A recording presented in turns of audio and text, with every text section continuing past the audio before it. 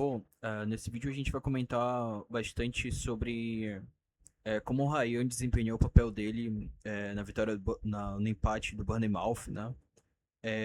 Lembrando que esse jogo estava 1-0 para o Bournemouth até 90 minutos, então o papel do Ryan nesse jogo, ele varia em algumas situações que eu já vejo ele disputando na Copa do Mundo, né? Então, por exemplo, o gol já saiu pelo lado esquerdo. Qual foi o papel do Ryan e como ele conseguiu me agradar, pelo menos naquilo que eu vi. Por exemplo, o Ryan, ele é um atleta ponta direita, né, que joga de atacante pelo setor direito. Imagina que a gente tem 18 zonas de bloco, dividido em três blocos, por exemplo, bloco baixo, bloco médio, bloco alto. O Ryan, ele consegue jogar em três blocos, no bloco baixo, no bloco médio e no bloco alto. Dá pra gente ver claramente numa ruptura na no próximo gráfico o papel dele em campo. Por exemplo, a distribuição de jogo ela sempre vai começar pelo lado esquerdo, né? Com a preferência desse lado esquerdo. E a redistribuição da jogada ou uma nova posição de ataque pelo setor direito. Só que duas ideias aqui são importantes. Tanto o lateral direito quanto o ponta direita, eles têm funções estratégicas que, ao meu ver, são questões importantes dentro de um ecossistema de jogo como esse. Principalmente se você vai enfrentar o City.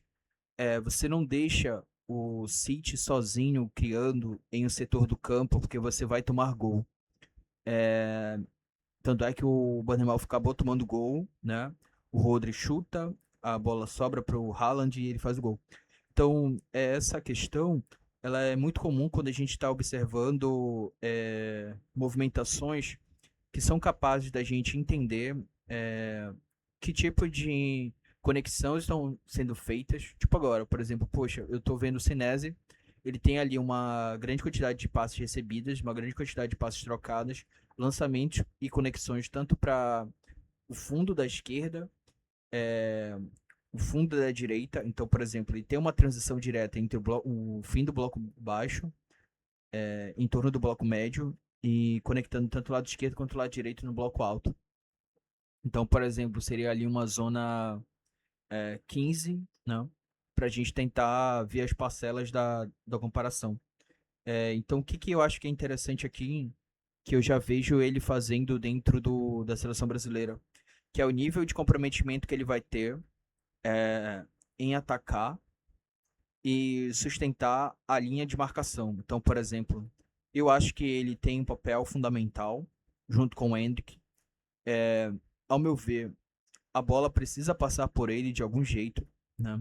Ou de alguma maneira, que é uma diferença. Por exemplo, ele tem um gás para dar durante 45 minutos, isso é óbvio, porque a gente acabou de ver no primeiro tempo uma grande quantidade de recebimento de passes e uma pouquíssima quantidade de passes recebida no segundo tempo. Olha o ponto médio dele diminuindo em relação à quantidade de passes recebidas, né? A gente teve aqui o maior de 8 conexões. 8 conexões são equivalente a 8 jogadores distintos estão distribuindo a bola com ele.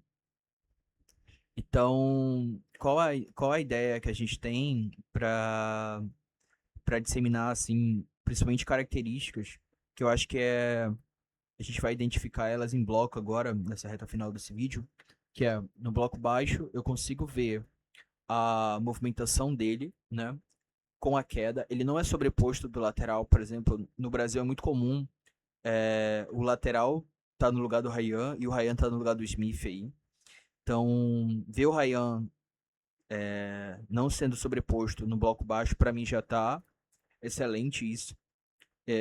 Hoje o jogo foi muito complicado e muito complexo em relação, porque ele estava enfrentando o Doku, então ele tinha que dobrar a marcação, ele tinha que ajudar de alguma forma. E ele faz essa dobra de intensidade no bloco médio, então ele já é sobreposto pelo Smith, né? Que ele recebe maior quantidade de bola.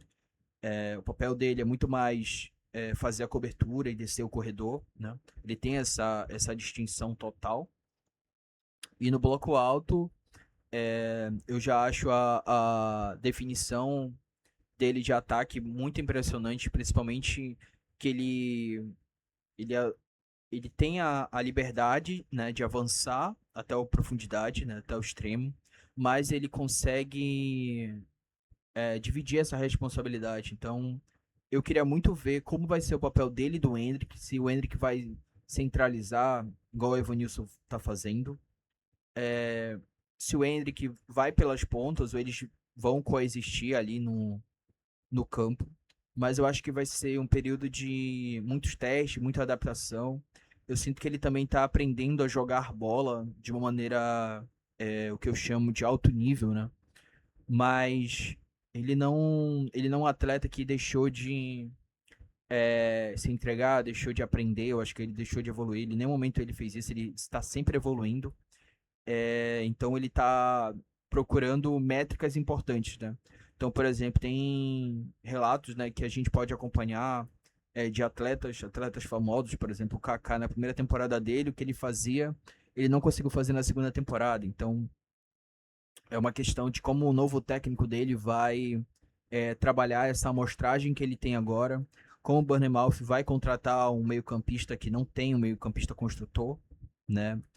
E os nomes do Bournemouth são muito interessantes. Acredito que o Ryan não vai ficar pós-Copa. Acho que vai surgir clubes que querem esse ponta direita, esse cara que faça essa linha e seja progressivo para marcar gol. Então, o vídeo de hoje a gente acaba por aqui, mas eu também quero te convidar a fazer a formação do campo analítico. Eu acho muito importante você ter dentro do seu clube uma certificação de dados, de estatística computacional, a construir mapas, interpretar mapas, gerar um verdadeiro impacto na sua comissão e tirar o melhor possível da sua, é, da sua coleta de dados. Então, até o próximo vídeo. Forte abraço.